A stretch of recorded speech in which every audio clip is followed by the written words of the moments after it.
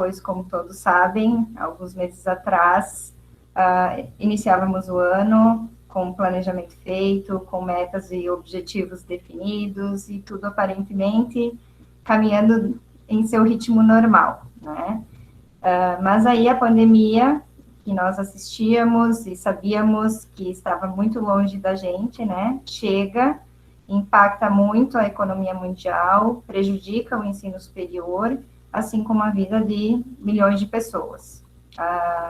Todos sabem que muitas universidades tiveram que ser fechadas, as aulas foram suspensas, ou o ensino teve que migrar para o online, né? De forma virtual, muitas conferências e eventos foram cancelados. Os nossos estudantes e professores internacionais tiveram dificuldades para retornar ao seu país de origem, assim como nós, né, enquanto nos escritórios de internacionais, tivemos que auxiliar os nossos alunos a retornarem para o Brasil. Enfim, é um momento de incerteza para lidar com uma situação completamente nova, e onde a tomada de decisões tem que ser imediata. Por entender que a cooperação é um caminho para a construção conjunta de ações, a Câmara de Internacionalização da CAF pretende oferecer, através de seus webinários, momentos de debate, reflexões, que auxiliem todos os que atuam nas diferentes áreas de suas instituições, fazendo ajustes em seus planos estratégicos, em seus programas, em seus projetos de internacionalização, através do conhecimento e práticas dos nossos especialistas que estão conosco aqui. Então, nesse momento, para dar abertura à nossa tarde de atividades, eu gostaria de convidar o nosso presidente do Sistema CAF e também reitor da Chapecó, o professor Cláudio Jacoski. Boa tarde a todos, boa tarde as moderadoras, né, a Liana, que me sucedeu aí, e também a Thaís, né, em nome delas, cumprimentar toda a Câmara de Internacionalização da CAF, estou vendo a Kaline aqui bem na minha frente também, a todos que atuam na Câmara, assim, é uma honra muito grande nós participarmos de um evento como esse, pela importância, pela grandiosidade, e pelos palestrantes que nos honram, né, com sua presença, a professora Marília, né, da PUC do Rio Grande do Sul, o professor Nicolas, da URGS, e a professora Luciana Stalivieri, nossa parceira de muitas atividades, né, dizer que é uma honra termos 3 grandes instituições que espelham nossas instituições da CAF, né, a PUC, a UFSC e a URGS são para nós instituições que sempre nos dão o caminho, digamos assim, né, que a gente tem muita busca de informações nessas instituições para poder tocar o nosso dia a dia. Cumprimentar a todos os participantes e dizer que a CAF tem a honra de participar desse momento e de fazer essa atividade, porque, de certa forma, entende que a internacionalização é um caminho importantíssimo para as nossas instituições, principalmente pela sua diferenciação, pelo seu envolvimento neste mundo global, e também por buscar cada vez mais o seu desenvolvimento na área da pesquisa e da produção científica. Eu diria que esse tema é um tema que nos dá um mundo de oportunidades, que nos dá a possibilidade de expansão do conhecimento, e é muito disso que a gente busca, né? A professora Liana falou em relação a essa questão do momento que a gente vive, e quem sabe por conta desse momento nós estamos agora tendo essa oportunidade de estarmos próximos, estarmos juntos, e me parece que a tecnologia fez um pouco disso, né? Acelerou muito desses processos, e nós agora temos um novo momento com a pandemia, né? Um momento em que, inclusive, vai modificar muito essa relação internacional, e eu acho que esse é o grande olhar que a gente gostaria de fazer com os nossos palestrantes, né? A gente sabe que esse momento de aceleração que nós tivemos permitiu com que a gente encontrasse novos contatos, acelerasse o processo de contatos, o processo de transmissão de conhecimento, a tomada de decisões também ficou muito acelerada, a necessidade de tomada de decisões, e também a quantidade de materiais produzidos, que é uma coisa muito interessante, né? Porque a gente sai de um webinar e entra no outro, né? A gente vai pulando de um para outro, né? Então, na verdade, são materiais importantíssimos, riquíssimos, que estão sendo produzidos e que servirão também para a transmissão do conhecimento. E esse é mais um deles. Então, esse aqui eu tenho certeza que será um material muito buscado. Eu vi que as pessoas que estão participando, existem pessoas muito qualificadas com interesse no tema, então eu tenho certeza que nós teremos um ótimo evento. E eu parabenizo mais uma vez a organização da Câmara de Internacionalização e agradeço imensamente a presença dos palestrantes. Obrigada, professor Cláudio. Bom, boa tarde a todos. Também quero dar as boas-vindas e agradecer a presença de cada um de vocês conosco nessa tarde. Eu sou a Thaís, assessora de Relações Internacionais da Univille e vice-coordenadora da Câmara de Internacionalização da CAF. Nós, da Câmara, estamos bem contentes por conseguir realizar esse primeiro webinar para conversar sobre internacionalização, que é um tema tão importante nas nossas IES e que, assim como todo o contexto da pandemia do coronavírus, tem nos desafiado, né, diariamente na maneira de seguir o nosso trabalho, os nossos projetos, as nossas ações nos escritórios internacionais das nossas instituições. Durante esse tempo, nós da Câmara, da CAF, tivemos a oportunidade de unir ainda mais as nossas forças e pensar em ações colaborativas virtuais em prol da continuidade da internacionalização nas nossas universidades. E também manter a visão globalizada dos nossos estudantes, dos nossos professores e dos nossos pesquisadores. O tema que a gente escolheu para hoje discutir é o rumo da internacionalização no ensino superior pós-pandemia, porque esse é justamente o rumo que nós tanto estamos tentando buscar saber qual é, né, por meio aí dos nossos webinários diários que estamos fazendo, discussões, seminários online, né, e também com a ajuda dos nossos pesquisadores, dos nossos estudiosos no tema, que é o caso dos nossos queridos palestrantes dessa tarde, né. Para facilitar a discussão de hoje, nós escolhemos algumas questões norteadoras que poderão ser abordadas pelos nossos palestrantes de acordo com a vivência, com a experiência de cada um, né?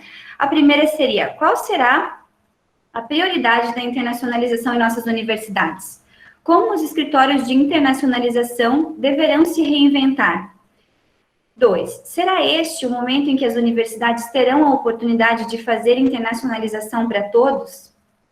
3. E os intercâmbios versus mobilidade, como serão? Deixarão de existir? 4. Como oferecer mobilidade virtual quando nem sempre, ou na maioria das vezes, o currículo não está internacionalizado ou não há proficiência de um segundo idioma? 5. Quais os obstáculos para migrar para os ambientes digitais? E por último, 6. Será este o momento para fortalecermos a cooperação na América Latina? Eu reforço que essas são apenas questões norteadoras que nós preparamos previamente para que os nossos palestrantes pudessem se basear para preparar as falas deles. Ao final da fala dos 3 palestrantes, como de costume, vamos abrir para as perguntas, que nós pedimos que sejam feitas pelo chat e que iniciem com 2 asteriscos para que a gente facilite a identificação das perguntas no chat.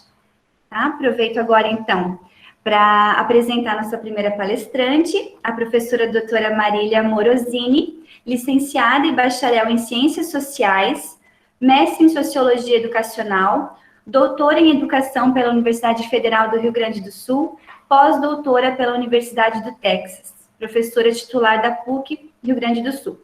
A produção da professora Marília está voltada, atualmente, aos estados de conhecimento, destacando a Enciclopédia Internacional de Educação Superior para os países de língua portuguesa.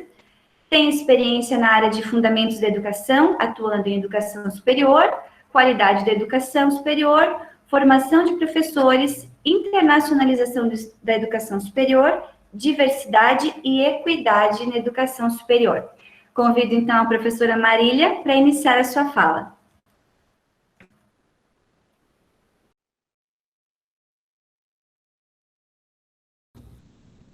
Professora Marília, seu áudio está fechado. Já consegui, ok? Bom, eu estava dizendo que boa tarde, boa noite, bom dia. Né? Os tempos do hoje nos permitem que a gente fale com diversos locais, então, e os tempos são diferenciados, né? Eu gostaria de agradecer inicialmente na figura do reitor, presidente, né, da Unichapecó, Cláudio, digamos, das anfitriãs, tanto a Liane como a Thaís, pela gentileza de me fazerem esse convite, e pelos participantes, por aqueles que estão assistindo, que têm interesse pelo tema. Quando eu fui convidada, eu pensei em algo prático, e eu aproveito aqui para divulgar. Nós estamos lançando a Enciclopédia Brasileira de Educação Superior, e eu sou a responsável, junto com a Marilene de Santa Maria, pela escritura da internacionalização. Mas aqui o momento não é, vamos dizer, de discutir epistemes. O momento aqui é de tentar pensar um pouco na prática. A primeira coisa que eu gostaria de colocar para vocês é que é um futuro ambíguo, é um futuro incerto. As pesquisas não nos dão solidez para dizer que será assim, assim, assim. Nós não temos isso. Então, é muito mais baseado em construções que vinham sendo feitas, em conhecimentos que nós estamos fazendo, do que propriamente em resultados sólidos de ciência, que, vamos dizer, a educação superior está indo por aí. Eu acho que nós estamos nos construindo de uma forma diferente, né? Eu queria que fizesse a gentileza de passar o primeiro slide para o Bisep.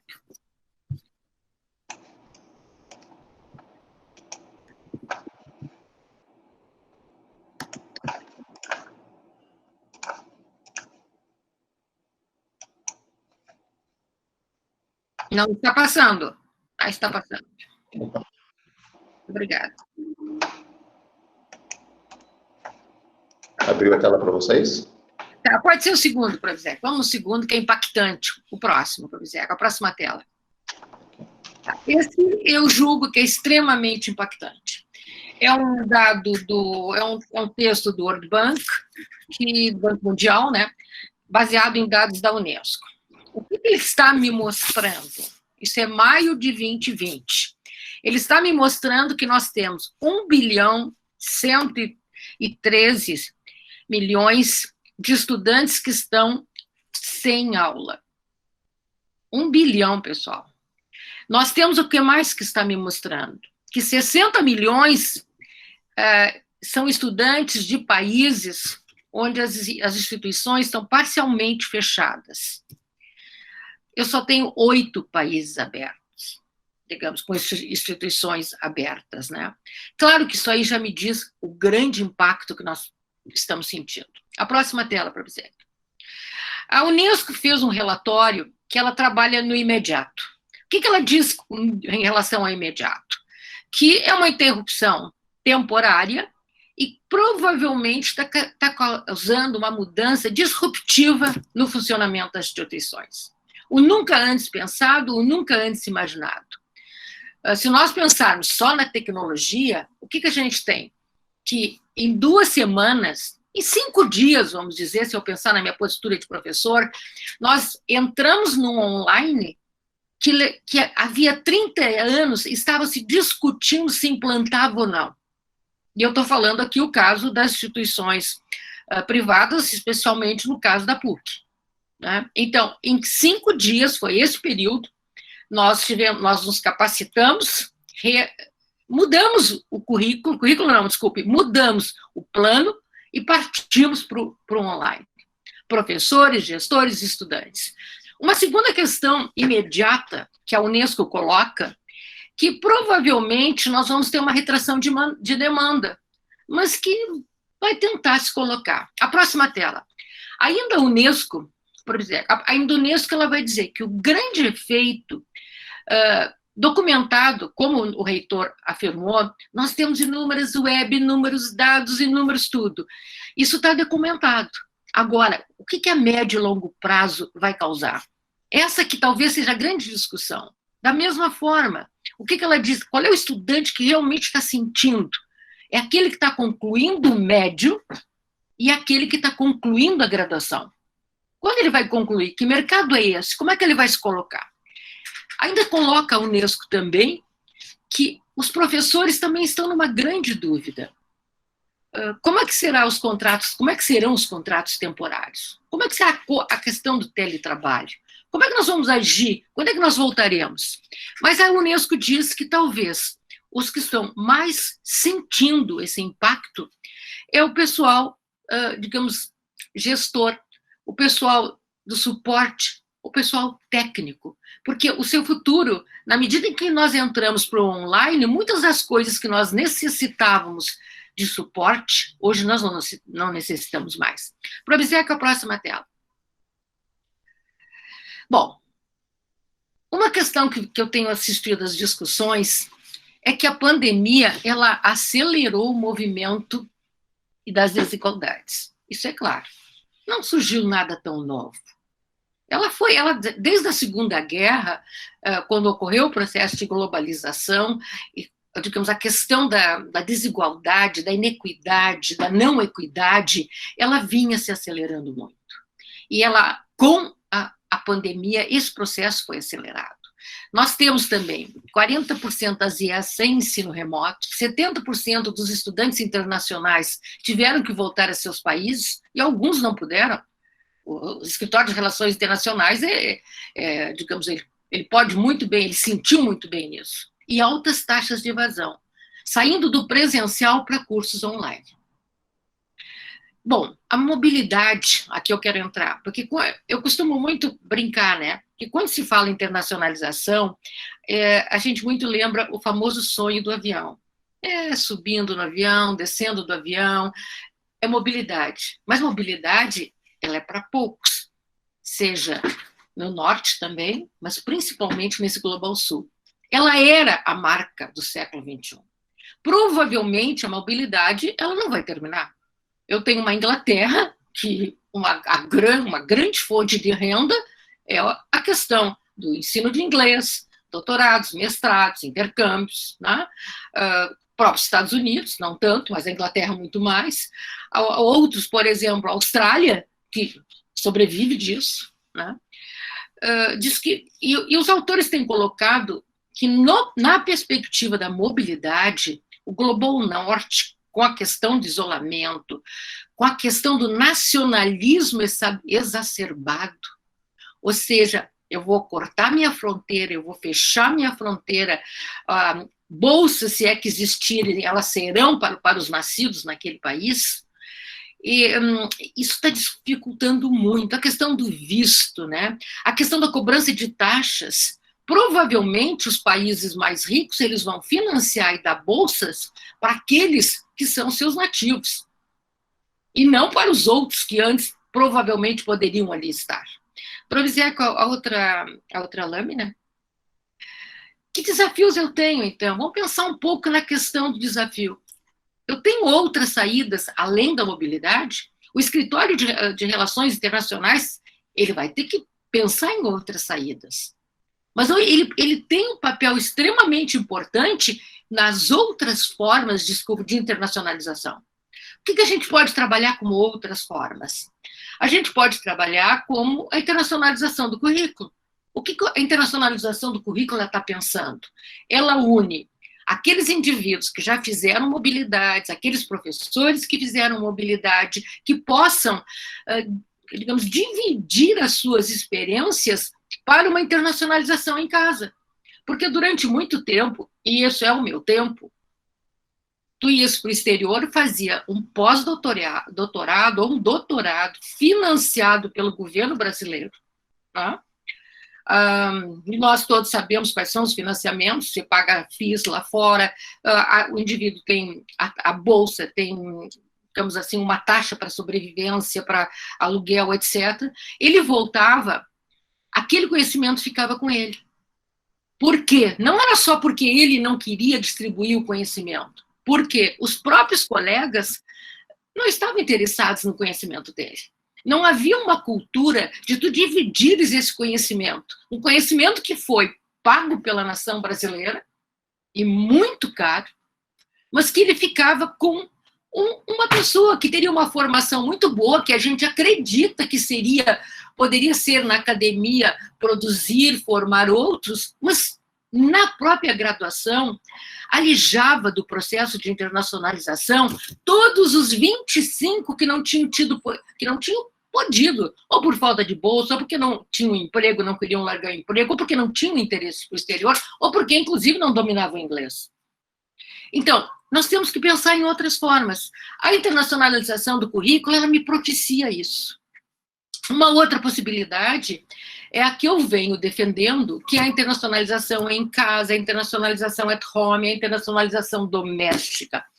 Para nós, do Global Sul, que nós não temos praticamente financiamento, que as fronteiras estão fechadas, que nós temos que pensar quando nós poderemos fazer outros intercâmbios. Isso é uma dúvida. Quem me garante que vai estar liberado para ir para o exterior ou que vão deixar entrar os brasileiros em países do exterior no semestre que vem? Nós temos um cap sprint. Mas se vocês olharem nas páginas das universidades, ninguém está se candidatando para um cap sprint.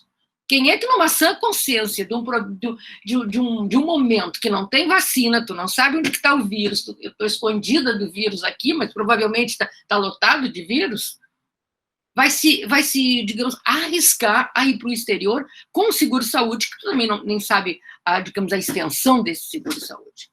Então, eu vejo na internacionalização at home, principalmente para os países do Global Sul, uma saída. Acho que não pode se viver sem internacionalização. Eu acho que não vou discutir, mas a internacionalização, ela forma um indivíduo, ela vai formar uma liderança, ela forma uma nação. Eu não posso pensar que eu vou digamos, ser formada numa universidade, ficar trabalhando no meu mundinho sem olhar o meu ao redor. Eu tenho que ter internacionalização para ter qualidade de formação. Mas o que eu preciso, vamos dizer, o que institucionalmente nós teríamos que ter para desenvolver? Claro que é muito mais difícil. Eu vou ter que sair da minha zona de conforto. A minha zona de conforto é baixar lá o meu arquivinho, ou puxar no Moodle aquilo que eu trabalhei há 3 ou 4 semestres atrás, que me dizia o texto é tal, eu vou trabalhar com linguagem, digamos assim, com autores brasileiros, talvez algum, assim, latino-americano, porque também tem dificuldade na graduação, e vou ficar por aí. Eu não vou procurar nem bibliografia nova, nem parcerias novas. Eu vou ficar com aquilo que eu estou fazendo, porque eu estou numa zona de conforto. E talvez até não é porque o professor não queira sair, é porque ele não sabe como fazer para sair. Então, eu vejo a capacitação um dos nós. Vamos capacitar, seja gestor, seja professor, seja estudante, técnicos, mostrar isso. Geralmente, os escritórios de relações internacionais, eles têm essa mente aberta da importância da cultura da internacionalização. Mas essa mente aberta de saber essa importância, ela está, às vezes, com muito poucos que não veem a importância dela. Então, o que nós precisamos? Fomento, políticas nacionais de fomento à internacionalização at home. Políticas institucionais. A instituição ela tem que comprar a ideia do desenvolvimento de uma cultura internacionalizada na própria instituição. O que mais? Currículos, né? Esses currículos, eles não podem ser pesados, fechados, basicamente conteudistas. Nós temos que ter currículos flexíveis, porque o que eu posso fazer? Eu posso, com todo o desenvolvimento da tecnologia, estar dentro da minha sala de aula, ou dentro da minha casa, ou na minha casa, estar entrando e assistindo aula numa universidade estrangeira, participando dessas aulas. Mas, para isso, pessoal, eu preciso muito de apoio e suporte tecnológico. Eu vou mostrar depois um gráfico para vocês, e atualmente a gente sente isso, a questão tanto da conexão, a questão dos aparelhos para utilizar, seja computador, seja telefone, a questão de políticas que distribuam essa possibilidade pela nação brasileira. Eu acho que é uma tomada, digamos, no caso, digamos, de estaduais, de universidades estaduais, uma própria tomada de decisão do Estado e uma pressão das instituições para que o Estado tome essas decisões. Bom, e uma questão ainda que eu queria colocar muito, que eu tenho tido um pouco medo, que tem um pensamento que se eu sou digital, se eu sou online, eu tenho qualidade no curso. Não. O digital, como a internacionalização, ela é um meio para.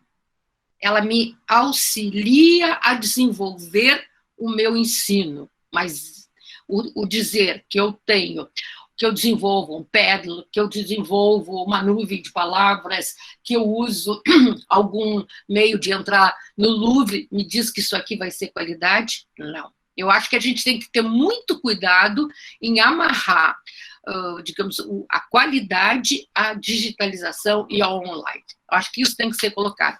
Provisei com a próxima lâmina, desculpa, ou tela, como se diz. Bom, o que está se mostrando aqui? Esse é um dado da Unesco, e ela vai mostrar, basicamente, que a conexão de internet é a Iberoamérica e o resto do mundo. A Iberoamérica é a laranja e o resto do mundo é o azul, né? Então, ela está mostrando que a conexão por internet, 68% na Iberoamérica é onde eles reclamam mais a necessidade de melhoria. Os estudantes também desse período disseram que a questão é de ter um horário regular, desenvolver essa cultura. Eu levanto, eu tenho que ter um horário, eu tenho que ter um lugar especial para trabalhar, eu tenho que ter silêncio. Então, esse desenvolvimento. Uma outra questão também, que eles falam, claro, na Iberoamérica, é a questão da preocupação econômica. Né? A próxima lâmina, por exemplo, esta já diz percentual de lugares com conexão de internet por regiões. Então, isso é o suporte que está nos faltando. Na América Latina e no Caribe, em torno de 47% tem essa conexão. Na última coluna, na América do Norte, 88% tem conexão. Isso é uma política de Estado, de governo nesse momento, que nós temos que melhorar. E que o setor público, é isso que eu coloco, ele tem que tomar uma atitude. Se eu quero que a minha graduação ela tenha qualidade, essa graduação ela tem que ter esse suporte. Por quê? É inegável. Mesmo que são poucos aqueles que consigam chegar a uma instituição de educação superior, mesmo esses poucos, eles têm muitos cursos, eles têm uma grande dificuldade dessa conexão com a internet. Para finalizar, Provisec, alguns desafios, né? Eu acho que a gente tem que pensar, além da mobilidade, a internacionalização em casa, a internacionalização do currículo. Retomando, né? A mobilidade, no cômputo geral, para o Global Sul, ela é muito pequena. E, basicamente, ela era voltada para o norte. Nós temos alguns estudos que eles mostram que a nossa saída é para o norte, e um pouco para a Austrália. E nós não recebemos do norte, é pouquíssimo, é inexpressivo a vinda. Nós recebemos da América Latina, e algum da África, né? Uma segunda questão, acho que nós temos que pensar que uma grande parte dos nossos estudantes, hoje, em sala de aula, eles não têm essa possibilidade de intercâmbio geográfico. Pela própria questão da pandemia, mas também muito pela própria questão de não ter financiamento nem políticas de financiamento. Uma outra questão que eu vejo na internacionalização at home e mesmo na internacionalização do currículo é a questão da interculturalidade. Eu não concebo internacionalização sem interculturalidade. O que é interculturalidade? É respeito ao outro.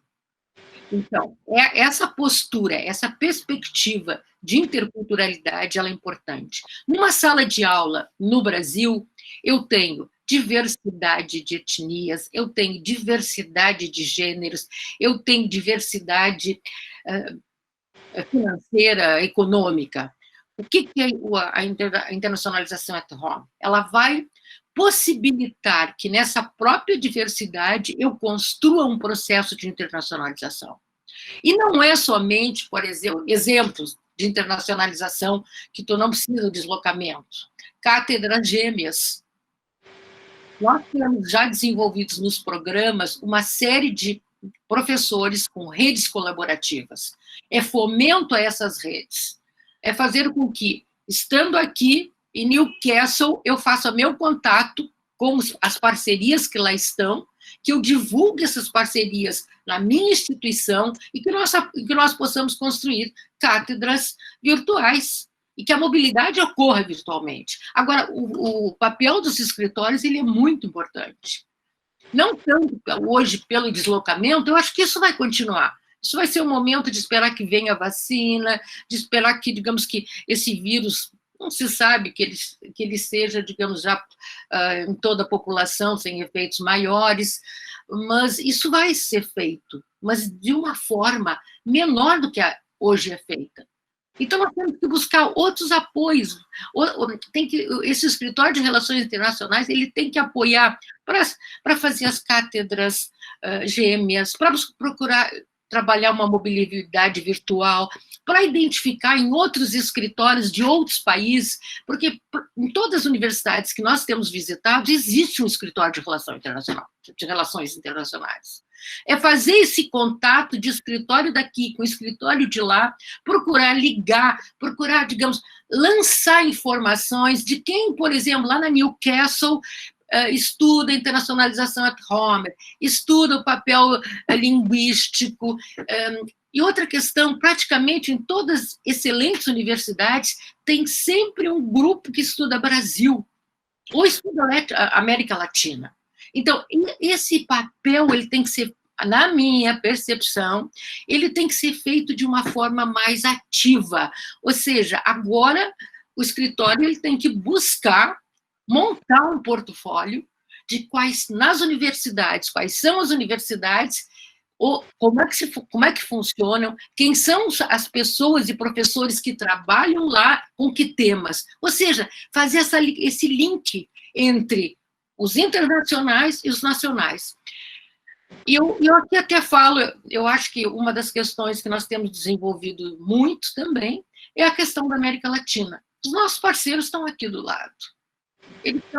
Eles têm uma mesma cultura muito parecida com a nossa. Muito tempo nós só olhávamos para o norte, né, praticamente grudados uns nos outros. Nós não falávamos a língua espanhola e qual era o nosso objetivo? Era o conhecimento do norte. Tanto que o meu conceito de internacionalização, ele parte das redes colaborativas. Redes colaborativas com países desenvolvidos, obviamente, mas redes colaborativas com outros países que têm noção de tempo diferente, noção de cultura diferente, formas de construir o conhecimento diferente. E, finalmente, o último slide, pessoal, por favor, a última tela. Eu aqui estou aproveitando a oportunidade, nós publicamos um guia para a internacionalização universitária, ele é gratuito, está na EdBook, convido a todos a baixarem. Agradeço muito esse convite, e o que eu gostaria de dizer para vocês é que nós não temos estudos suficientes ainda que nos digam após Covid será assim. Mas a gente não tem. A gente não sabe nem o tempo que o Covid vai ficar. Nós vimos as questões mais imediatas que o Covid está causando, mas que futuro é esse? Acho que cabe a nós pensarmos um pouco sobre isso e propormos. E eu retomo, o Escritório de Relações Internacionais tem um papel extremamente importante. Muito obrigada, eu agradeço o tempo, né, que me ouviram e fico à disposição de vocês. Obrigada, viu? Muito obrigada, professora Marília. Então, nós vamos seguir, né, para tentar cumprir nosso horário. Gostaria de apresentar agora a nossa segunda palestrante, a professora doutora Luciane Starivieri, graduada em licenciatura plena em Letras pela Universidade de Caxias do Sul, especialista em gestão universitária pela Organização Universitária Interamericana do Canadá, mestre em cooperação internacional pela Universidade de São Marcos, de São Paulo, doutora em línguas modernas pela Universidade de El Salvador, Buenos Aires, concluiu seu estágio pós-doutoral em Engenharia e Gestão do Conhecimento na Universidade Federal de Santa Catarina, é professora do mestrado em Administração Universitária da UFSC, onde ministra Internacionalização da Educação Superior e Gestão da Cooperação Acadêmica Internacional. é pesquisadora do Instituto de Pesquisas e Estudos em Administração Universitária, INPEAL, investigando os seguintes temas: internacionalização do ensino superior, cooperação e mobilidade acadêmica internacional, internacionalização e currículos disruptivos baseados na abordagem do conhecimento. Convido a professora Luciane para iniciar a sua fala. Bem, uma boa tarde a todos. Dizer que é uma grande honra poder estar aqui compartilhando conhecimento, aprendendo com este grupo. Uma saudação especial ao professor Cláudio, que sempre nos recebe com tanto carinho. Parabéns a Liana, Thaís, a Câmara de Internacionalização da CAF pela iniciativa. E isso significa exatamente o protagonismo da cooperação internacional, que é fundamental neste momento. Se nós vamos discutir rumos, os rumos passam por aí, pela inovação, pelo protagonismo, pela iniciativa, portanto, estão de parabéns e espero já pelo link do segundo webinário, ficarei aqui atenta para isso.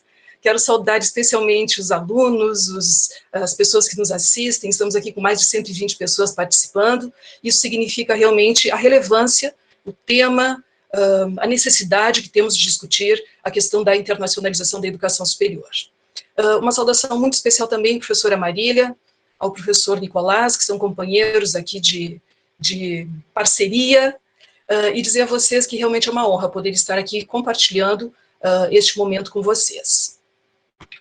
Obviamente, preparamos aqui alguns slides para facilitar, principalmente, a questão do controle do tempo, mas eu gostaria de direcionar e até dizer que bom, Marília, que a nossa fala está tão alinhada, porque da mesma maneira que tu manifestas as tuas preocupações, eu acho que as minhas estão indo nessa mesma direção.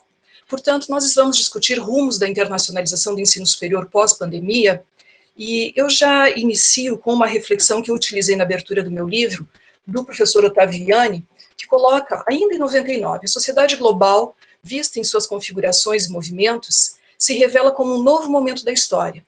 Este é o horizonte pelo qual se pode reler o passado, interpretar o presente e imaginar o futuro. Portanto, o que nós estamos fazendo exatamente, relendo o passado, interpretando o nosso presente, e sequer podemos pensar em imaginar o nosso futuro. A sensação que eu percebi, que eu estou sentindo nessas 2 últimas semanas, até por ter sido abordada por vários colegas e principalmente gestores de cooperação internacional, a grande sensação é, os escritórios de relações internacionais vão fechar, não haverá mais mobilidade, vou perder o meu emprego, o que será de mim? A assessoria internacional não vai mais existir, educação não será mais uma prioridade. Portanto, essas questões vão permeando e, de certa forma, vamos tentar olhar de uma forma positiva. Alguns colegas mencionaram, inclusive, que era um ano perdido. O ano de 2020 será um ano perdido. Eu estou, talvez, com uma visão um pouco mais animadora, nesse momento, de dizer, não é um ano perdido. Vamos entender que o ano de 2020 pode ser considerado como um ano sabático. Um ano que nós temos um momento para capacitação, momento para reflexão. O professor Cláudio nos diz, a proliferação de webinários é impressionante. Podemos sentar às 8 da manhã e virarmos 24 horas porque temos o que assistir. Que bom que temos isso. Exatamente pelo momento de capacitação. O acesso às publicações internacionais, às redes de pesquisa, às bibliotecas internacionais, estão absolutamente facilitados. Aquilo que pagávamos 30, 40, 50 dólares por um paper, vários estão sendo disponibilizados e muitos no tema da internacionalização. Nunca tivemos tão próximos a especialistas. Assistirmos aos webinários do professor Hans de Witt, John Rudzik, Johnny Knight, Betty Liz, que estão todos aqui conversando conosco, e você pode enviar uma pergunta. Da mesma maneira, multiplicação de publicações. Portanto, já que estamos com este momento de reflexão, é claro que podemos fazer esta análise, identificar o momento atual e, obviamente, nos capacitando, relendo este presente para imaginarmos o futuro. Neste momento, as assessorias de cooperação internacional e todos nós que trabalhamos com educação superior, e me perdoem se eu falo muito com o nós, porque eu ainda me sinto gestora de cooperação internacional por ter atuado no escritório de cooperação por mais de 20 anos, nós percebemos, sim, um crescimento da importância da internacionalização em vários momentos. A amplitude do escopo das ações de cooperação internacional. Ainda, a grande característica está na mobilidade acadêmica, mas houve, sim, uma abertura para outras ações colocadas nesse grande item internacionalização. Definição de estratégias nacionais. Alguns países brilhantemente escreveram seus documentos, o que não ocorreu com o Brasil ainda. Nós temos, por exemplo, Alemanha, Finlândia, Espanha, Reino Unido, Colômbia, com documentos simples, mas que são norteadores, o que se espera ou o que se esperava da cooperação internacional. Muitas instituições conseguiram institucionalizar. E aqui eu falo porque eu estou acompanhando muito a Associação Brasileira de Mantenedoras do Ensino Superior. São mais de 800 instituições privadas e que praticamente não têm um escritório. Quem responde pela gestão da cooperação internacional é o próprio mantenedor. Associadas à Associação Brasileira de Educação Internacional, FAUBAI, das 2.537 instituições de ensino superior que temos no Brasil neste momento, apenas 200 estão fazendo parte. Portanto, nós temos um universo imenso ainda para institucionalizarmos. E institucionalizarmos, como muito bem disse a professora Marília, a existência e a relevância do papel dos escritórios de cooperação internacional. Mas vejam bem, desde que iniciamos a trajetória brasileira, com muita cópia e reprodução do modelo das ORIs, das Oficinas de Relações Internacionais Europeias. E, obviamente, esse crescimento da mobilidade acadêmica, incoming e outgoing. Portanto, apresenta-se este cenário. Claro que a nossa trajetória nos faz refletir também um momento de qualidade e quantidade. Quantos estudantes você manda, quantos estudantes você recebe? Nós ainda estamos muito focados na questão quantidade e, pelo contrassenso, a ausência de dados e indicadores para a tomada de decisões. Se o Brasil precisar se manifestar como país e dizer o Brasil está enviando tantos estudantes, está recebendo, esses dados não estão sistematizados. E, eventualmente, nas nossas instituições, isso eu tenho feito consulta aos colegas gestores, nós ainda não estamos num sistema digitalizado para isso. Portanto, temos que avançar muito na questão de indicadores. O foco dos inputs e dos outputs, dos números, resultados, ainda é muito mais importante do que o acompanhamento dos learning outcomes. Se fizermos uma análise, por exemplo, do Ciências Sem Fronteiras, com exceção dos projetos brilhantes que, com certeza, marcaram a participação de estudantes e pesquisadores, enquanto sociedade brasileira, nós temos pouco conhecimento dos resultados de aprendizagem que foram decorrentes dessas experiências internacionais. Da mesma maneira, o texto do professor Rudzik desta semana me chama a atenção que a internacionalização ainda, em muitas instituições, é periférica. Something nice, but not essential. Ou seja, é legal, mas ela ainda não está como central das discussões e que deveria exatamente permear tudo isso. Da mesma maneira, a professora Fiona Hunter e o nosso querido amigo professor Hans de Witt. Internationalization is not for all, just for the mobility field. Ou seja, ainda não é para todos. E mesmo com números ambiciosos de que vamos enviar até 10%, 20% como meta, o Brasil, nós estamos muito, muito distante de conseguirmos 1% dos nossos estudantes. E, obviamente, existe esse novo movimento, que não é tão novo, mas ele se fortalece, o foco no currículo, porém sem as ferramentas adequadas, e que muitas instituições que eu tenho visitado fizeram simplesmente a transposição, o mesmo currículo, porém ministrado em língua inglesa, e todos sabemos que English is a medium of instruction, ou a internacionalização de currículo não é isso. E aqui, questão provocativa também para vocês. O Rudzik coloca na sua internacionalização abrangente o faculty engagement, e eu acho que nós ainda estamos num faculty disengagement. Nós não conseguimos adesão do corpo docente. O que é que percebemos? A própria compreensão dos propósitos da internacionalização não está clara. Muitos entendem que ela é um fim, e não um meio para buscarmos a qualidade, a visibilidade institucional, a qualidade acadêmica, a excelência das nossas instituições. A integração das ações da internacionalização, neste momento, especialmente no nosso país, ainda não ocorre. E acredito que em muitas instituições latino-americanas também passam por essa mesma dificuldade. Participação dos gestores de relações internacionais, de cooperação internacional, nas decisões institucionais. Ainda precisamos abrir um espaço muito grande, mesmo com essa trajetória de crescimento de números, de fortalecimento, de visibilidade da internacionalização, mas ainda a grande maioria dos gestores não senta na mesa de discussões juntamente com pró-reitores e reitores, para que possam tomar decisões consensuadas sobre os caminhos da internacionalização. E muito menos nas questões mais importantes, quem paga a conta. O budget não é discutido para o destino. Existe, sim, uma pequena quantia para dar conta da manutenção do escritório, e nós sabemos que, para isso, temos que funcionar muito mais adiante. Da mesma maneira, aquele grande gap que nós temos do brain drain, brain gain, ou seja, a evasão de cérebros, mas, acima de tudo, o foco que a internacionalização seja um brain circulation, que possamos ter um equilíbrio nesta mobilidade, exatamente para que possamos ter a essência da internacionalização acontecendo no coração das nossas instituições. Portanto, eu olho muito para este lado humano da internacionalização. E, obviamente, a capacidade de captação de recursos. De novo, a pergunta, quem paga a conta?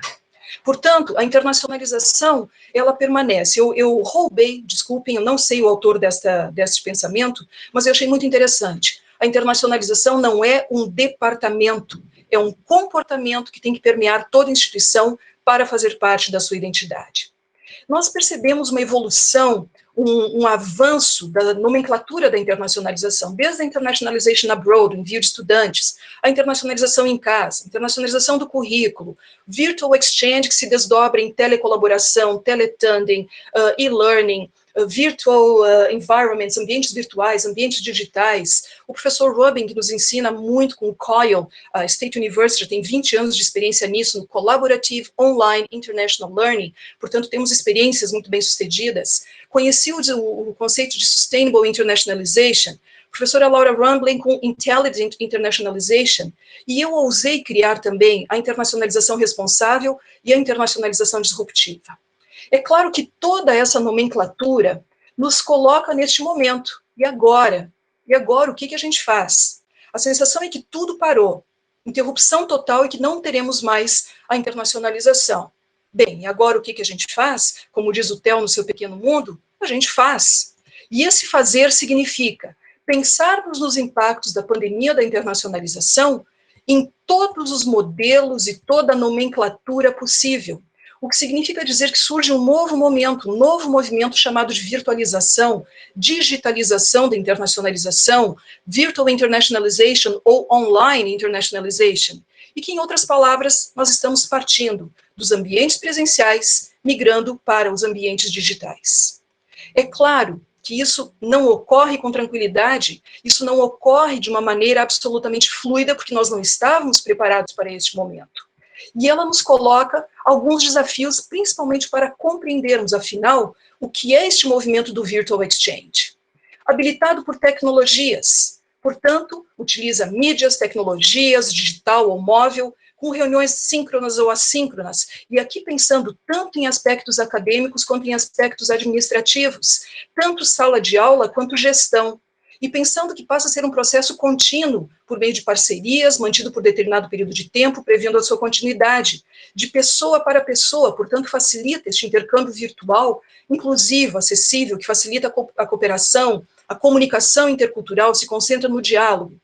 Ele está estruturado para fomentar a compreensão e, acima de tudo, para o desenvolvimento de competências globais, em termos acadêmicos, que o estudante, nosso aluno, tenha condições de, facilitado por educadores. É claro que isso é um modelo teórico, é claro que isso são referências para pensarmos o que é que eu faço para migrar da internacionalização presencial para a internacionalização digital.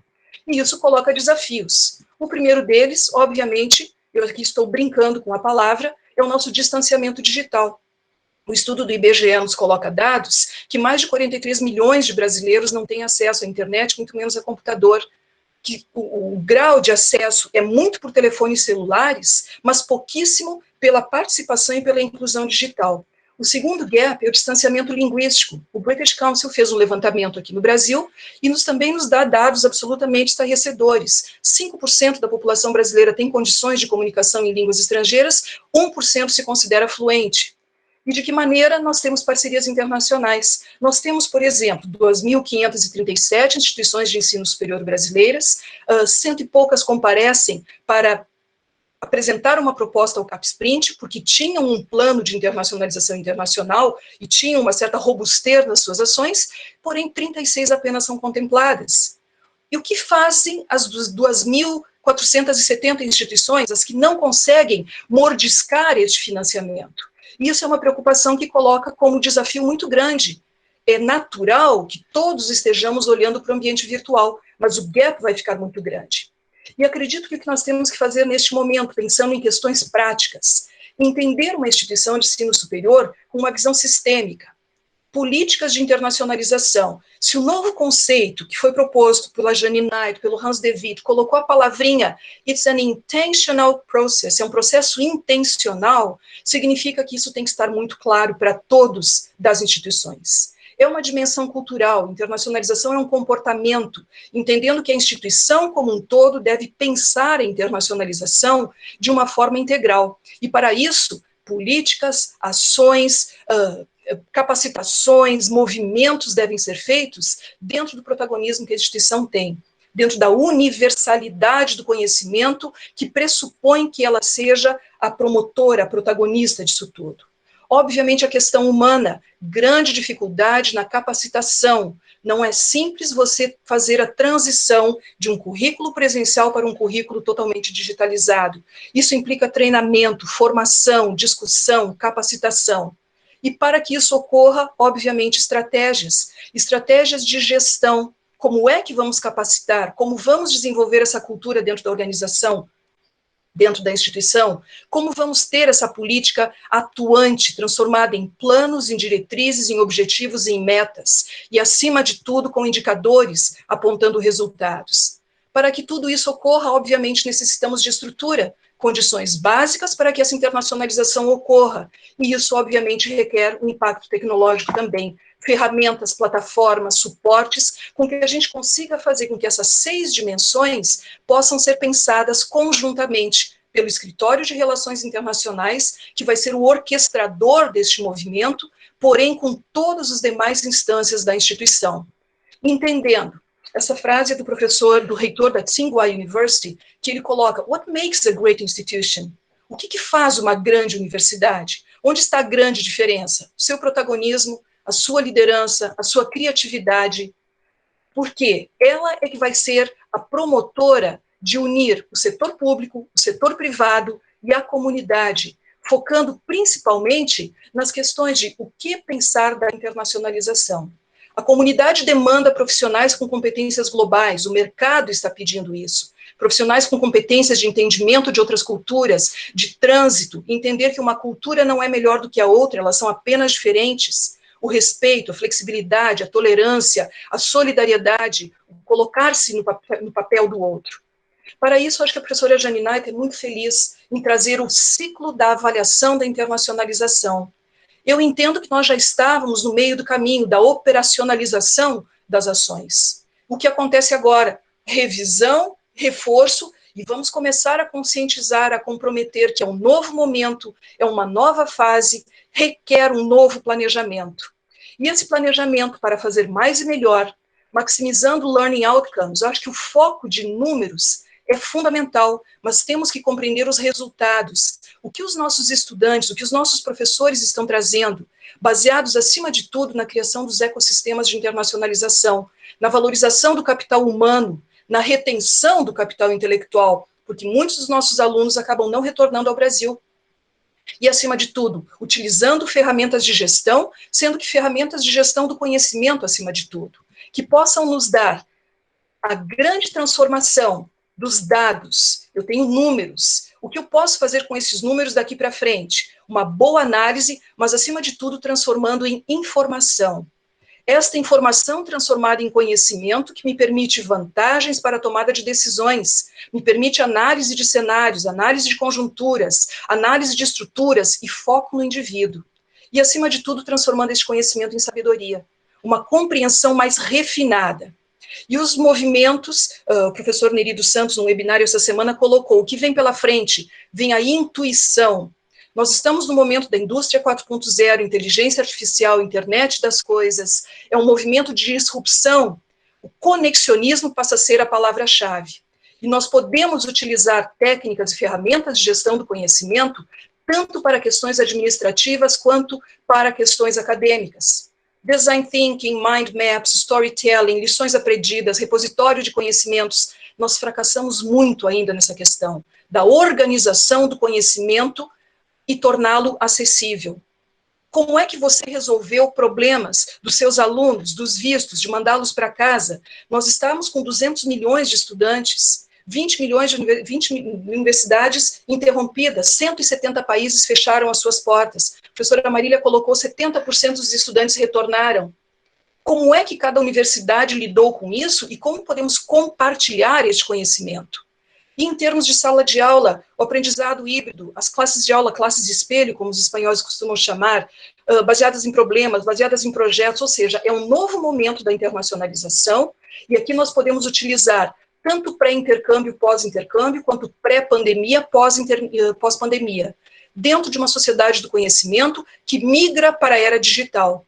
O que ocorre com este conhecimento? A captura, a criação de um conhecimento, o refinamento de tudo que temos, de tudo que conhecimentos, e, acima de tudo, o armazenamento de tudo que temos aprendido sobre a internacionalização. Para quê? Organização, sistematização, compartilhamento e avaliação.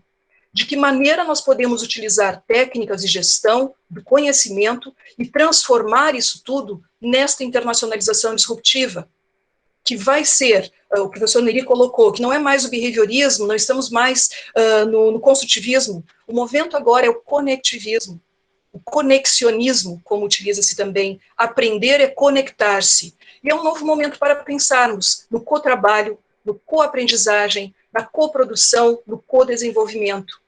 A união da CAF, de colocar as instituições de forma conjunta, compartilhando as suas parcerias, compartilhando o seu conhecimento, compartilhando os seus resultados, é que pode nos levar a pensar, deste momento para diante, no conceito que eu acho muito interessante, que eu gostaria de discutir com vocês, de uma internacionalização responsável. Eu digo que foi acidental, casual, que acabou gerando o acrônimo BASIC, portanto eu brinco que é o Basic Roadmap para a internacionalização responsável. É uma internacionalização que passa pelo balance, equilíbrio das nossas parcerias, não somente Global Norte, vamos olhar ao Global Sul. O Sul global está em fortíssima possibilidade de cooperação.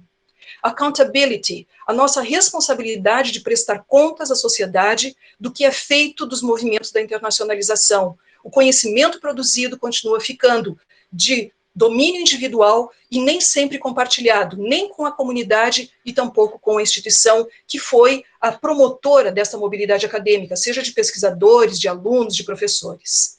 A questão da sustentabilidade. Termina Ciências Sem Fronteiras, acaba o dinheiro. Muitas parcerias foram prejudicadas exatamente pela ausência da continuidade de recursos que possam dar conta de tudo isso.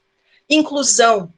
Como é que nós podemos pensar na inclusão linguística, a inclusão digital e a própria inclusão presencial no momento em que a mobilidade acadêmica presencial retornar? Muitas das nossas universidades abriram as portas, recebemos estudantes de vários países. Como eu disse no outro webinar, eu fico extremamente entristecida quando um aluno africano me procura e diz: professora, eu estou deixando o Brasil depois de um período de 4 anos, fiz minha graduação inteira, e eu não conhecia a casa de um amigo brasileiro. Todos os meus amigos são estrangeiros. Então, eu acho que essa questão da inclusão, que muitas vezes representa exclusão, deve ser repensada, e este é o momento. E este momento é do momento de compliance. Se nós estamos dizendo intencionalmente sim para a internacionalização, entendemos a sua prioridade, a sua relevância, a sua necessidade no âmago do coração das nossas universidades, nós precisamos ter este compromisso com as leis, com as regras, com o que o movimento está chamando, o tipo de cidadão que nós devemos formar. Portanto, eu acho que nós temos uma tarefa de casa gigantesca, extremamente importante. O papel dos gestores de cooperação internacional é central para isso tudo. Ele não carrega a internacionalização nas costas, mas ele é o grande promotor, é quem vai manter a chama da internacionalização absolutamente aquecida dentro das nossas universidades. E gostaria muito de ver que esse movimento fosse muito mais valorizando o capital humano, o capital intelectual, a produção, o conhecimento, muito mais do que simplesmente números, analisando muito mais o que faz uma grande universidade, o que faz high quality internationalization. Está exatamente na qualidade das relações, e não vai ser a ausência do presencial. O digital pode nos aproximar muito deste grande cenário da educação global. A mensagem que eu tinha era essa, agradeço imensamente, deixo para vocês os meus contatos, e ficarei aqui à disposição de todos. Muito obrigada, professora Luciane. Eu gostaria de relembrá-los sobre as perguntas, né, para os nossos palestrantes, que seja feita aí com os 2 asteriscos para facilitar a nossa identificação. E agora vamos para o nosso terceiro palestrante, professor Dr. Nicolás Maillard, secretário de Relações Internacionais da Universidade Federal do Rio Grande do Sul, doutor em Ciência e Tecnologia da Informação pela Universidade Joseph Fourier, mestre em Matemática Aplicada e Paralelismo pela Universidade de Grenoble, na França, graduado em Matemáticas Aplicadas e Informática, também na Universidade de Grenoble, na França, cursou pós-doutorado de 6 meses na University of Pittsburgh, nos Estados Unidos, em 2012, autor do livro O Gestor de Relações Acadêmicas Internacionais do Brasil, Práticas, Papéis e Desafios, de 2019, e é professor adjunto da Universidade Federal do Rio Grande do Sul. Convido, então, o professor Nicolás para iniciar a sua fala. Muito obrigado, boa tarde a todas e todos. Assim como minhas colegas, eu queria começar parabenizando pelo evento e agradecendo aos organizadores, em particular na pessoa do reitor Jankowski e da Eliana. Então, com muito prazer, muito gosto que vou apresentar algumas colocações aqui para trazer elementos de reflexão. Acho que não são nem respostas, são mais reflexões acerca das questões que nos foram feitas. Minha fala vai ser muito coerente e alinhada com as falas das professoras Marília e Luciane. Sem surpresa nem mistério, nós temos a mesma bibliografia, as mesmas práticas. E até seria estranho, eu acho, se houvesse uma divergência muito grande. Mas, por personalidade, por experiência própria, vou provavelmente dar alguns destaques a algumas coisas que talvez elas não tenham tido tempo de desenvolver tanto. A primeira questão era quais prioridades ainda vai ter na internacionalização em nossas universidades nessa fase. Bom, já minhas colegas já falaram bastante da questão da mobilidade. Não vou repetir os números que foram muito bem colocados, tanto pela Unesco, pelo Banco Mundial. A mobilidade física está quase zerada agora, está zerada agora. Tudo leva a crer que vai ficar zerada até o fim do ano. A gente vive recebendo nos escritórios de relações internacionais e-mails agora diariamente do mundo inteiro avisando que a mobilidade física vai ficar suspensa até o fim do ano. Porém, já destacando um ponto talvez que não tenha sido discutido tanto, eu não acho, por mais que seja futurologia, que a mobilidade física será zerada totalmente, mesmo no Brasil, mesmo na América Latina. Eu acredito que ela vai ser mantida em nível infrarregional. A gente já está vendo isso nascendo dentro da Europa.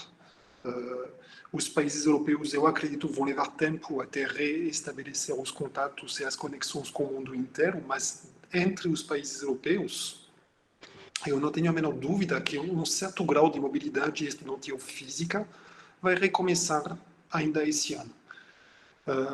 Eu poderia citar também um caso muito interessante da Austrália, da Nova Zelândia e das ilhas nessa região da Oceânia, que estão trabalhando sem a Ásia entre si para desde já retomar relações acadêmicas e mobilidade. Em nosso caso, é muito claro para mim que, em particular no Mercosul, e em particular principalmente em nossos estados do Rio Grande do Sul, de Santa Catarina, do Paraná, as conexões com o Paraguai, com a Argentina, com o Uruguai, com certeza existem, são fortes, vão ser mantidas, se não reforçadas. Se tem um país e uma cidade onde eu pessoalmente tentaria viajar o quanto antes, seria o Uruguai, seria Montevideo. As reações frente à pandemia, os sistemas de saúde, a cultura frente à pandemia são relativamente comuns. Então, com certeza, em nível infrarregional, eu acredito que seja possível retomar um certo grau de mobilidade física. É óbvio que será pequeno, sempre foi pequeno. Os relatórios do IESARC da Unesco, que a professora Marília mencionou, analisam muito bem a mobilidade dentro da América Latina, e os números são muito pequenos. Mas ela existe, ela vai ser mantida. Eu acho que, para nós, é uma prioridade que já existia, que tem que ser reforçada. É uma fonte imensa de troca de ideias internacionais, de consolidação da integração regional, de expor nossos alunos, nossos docentes e nosso staff administrativo a outras práticas, a outro idioma. Afinal, somos o único país que não fala espanhol, tirando um pouco a Guiana Francesa. Então, a experiência para nossos alunos, quando vão na Argentina, no Uruguai, no Paraguai, é, eu diria, tão rica, se não mais rica, do que quando vão num país onde talvez esperem, dado o imaginário coletivo, encontrar uma sociedade mais rica, uma sociedade mais estabelecida, mas também se deparam com dificuldade nesses países que eles não vão encontrar nos países da América Latina. Então, excluindo um pouco essa questão da mobilidade infrarregional, realmente a mobilidade física vai ser quase zerada, que já estava pequena mesmo em nossas instituições de ensino superior no Brasil. Ainda assim, teremos uma atividade também que eu acho importante salientar, diferente, considerando a mobilidade incoming e a mobilidade outgoing. Fora a América Latina, hoje tudo me leva a crer que a mobilidade incoming vai ser bastante reduzida nos semestres que vêm. Nós recebíamos europeus, norte-americanos todo o semestre na URGS. Eu acredito que vai levar um certo tempo até que isso seja possível de novo. Agora, nós temos uma demanda em nossas universidades que continua grande e que tem crescido esses últimos semestres e anos, para o que eu vou chamar, para ser gentil, de mobilidade out. Para ser gentil, porque em muitos casos não é mais a mobilidade de crédito, como nós gostamos de tratar nos escritórios de relações internacionais. Não é o aluno que vai estudar um semestre no exterior que volta. É muito mais o aluno que vai ou preparar uma nova vida no exterior, portanto, ele vai fazer uma mobilidade acabando ficando lá, ou ele vai ter se formado, não é mais um aluno da nossa universidade, um egresso, que nós solicitamos serviço para facilitar sua inserção no mercado de trabalho no exterior ou acesso a uma universidade no exterior para estudar tipicamente um master. Então, esse tipo de serviço aos nossos egressos para poder revalidar um diploma emitido por nós, para poder explicar a uma instituição estrangeira o que ele estudou, esse tipo de serviço eu acho que vai ser potencialmente importante nos anos que vêm, supondo que seja um serviço que, em termos de política de internacionalização, nossas universidades queiram implementar. Eu não faço mistério que na URGS, por enquanto, nossos serviços são orientados aos alunos regularmente matriculados na universidade. Nós não identificamos nossa missão como sendo uma plataforma para o brain drain, justamente. Então, é óbvio que todo mundo deseja o melhor para seus egressos, e se esse melhor passar por uma experiência de vida no exterior, que bom. Eu que sou estrangeiro, que passei a morar no Brasil depois de ter me formado no meu país de origem, eu não posso reclamar do brain drain, mas eu acho que nossa missão essencial em termos de relações internacionais e principalmente com nossa instituição e com as pessoas ativamente presentes em nossa instituição.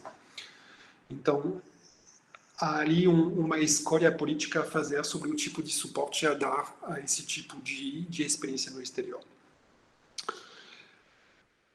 Isso dito, a grande mudança vai ser a ênfase no intercâmbio virtual, já foi bastante comentado por minhas colegas também. Eu só quero avisar aqui 2 ou 3 dificuldades que são políticas e que são técnicas também. Então, é claramente um nicho de intervenção dos escritórios de relações internacionais nos meses que vêm na universidade. Primeiro, tem 2 variações. Tem o intercâmbio virtual, que a Luciane apresentou muito bem na apresentação dela, é bem dizer uma experiência de ensino compartilhada. Um professor tem uma disciplina numa universidade no Brasil, colabora com um colega docente estrangeiro que dá mais ou menos a mesma disciplina no exterior, as 2 turmas dos 2 países interagem e o aluno aprende um pouco localmente, um pouco virtualmente com o professor na outra instituição no exterior, e os alunos efetuam trabalhos virtuais entre si com turmas internacionais. Isso é o que eu vou chamar de intercâmbio virtual. A outra forma de intercâmbio virtual que nos é oferecida agora é a mobilidade virtual. E o aluno nosso se matricula virtualmente numa disciplina ministrada por uma instituição estrangeira que vai ensinar uma disciplina inteira. Nas duas modalidades, um problema técnico e político é qual reconhecimento podemos dar a uma disciplina ministrada dessa forma. Quando um aluno faz uma mobilidade física, nós temos procedimento para revalidar um plano de ensino, para analisar uma súmula, um currículo, verificar quais pré-requisitos essa disciplina libera na volta em nossa universidade. Para intercâmbio virtual, em teoria, podemos aplicar os mesmos procedimentos, analisar o currículo e a súmula da disciplina virtual, mas a sua virtualidade complica um pouco a análise. Como será efetuada a avaliação da disciplina virtualmente? O quanto essa avaliação será reconhecida no Brasil? Então, temos ali um trabalho que é desafiador, que é novo, que é interessante, de análise curricular para incorporar eventualmente intercâmbio virtual, para que nosso currículo se abra a atividades virtuais e atividades virtuais ensinadas no exterior. Temos uma outra questão que vem com o intercâmbio virtual, que é a reciprocidade. Enquanto o intercâmbio se faz fisicamente, é fácil relativamente avaliar a reciprocidade. Se eu envio 10 alunos para um lugar, eu mais ou menos espero receber 10 alunos daquele lugar. É óbvio que a conta dificilmente fecha, todos nós que trabalhamos com isso conhecemos as assimetrias, que eu acho que a professora Marília mencionou já na sua fala. Mas, enfim, temos uma unidade de contagem que é o número de alunos que viajaram. No caso do intercâmbio virtual, a questão da reciprocidade é diferente. Idealmente, ofereceríamos a alunos estrangeiros tantas atividades virtuais preparadas em nossa universidade como nossos alunos receberiam dos parceiros no exterior.